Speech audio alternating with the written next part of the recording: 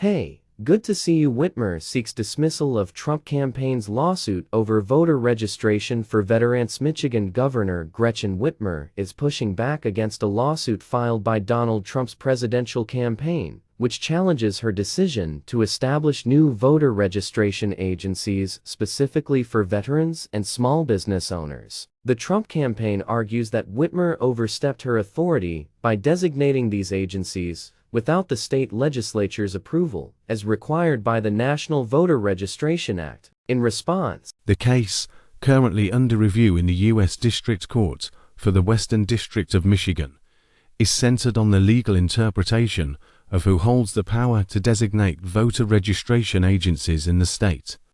Whitmer's team is calling for the lawsuit to be dismissed, emphasizing the importance of accessible voter registration for veterans and small business owners.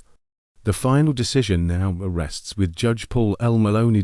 As the legal battle unfolds, the lawsuit has drawn significant attention, highlighting the ongoing debate over voter registration access and the balance of power between state executive actions and legislative authority. Whitmer's move to designate new voter registration agencies aligns with broader efforts to make voting more accessible to underrepresented groups, such as veterans and small business owners. The Trump campaign, however, views this as an overreach, arguing that only the Michigan state legislature has the constitutional authority to establish such agencies.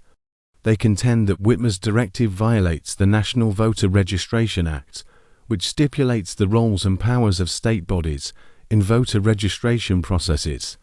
The Michigan Attorney General's office, defending Whitmer's actions, argues that the governor's directive is legally sound and aimed at enhancing democratic participation. They emphasize that providing convenient voter registration options for veterans and small business owners is crucial for ensuring these communities are not disenfranchised. With the case pending in the U.S. District Court, both sides are preparing for what could be a landmark ruling. Judge Paul L. Maloney's decision will likely have broader implications for how states can expand or limit voter registration access through executive action. As the legal proceedings continue, the case serves as a flashpoint in the national conversation about voting rights and the legal boundaries of state powers.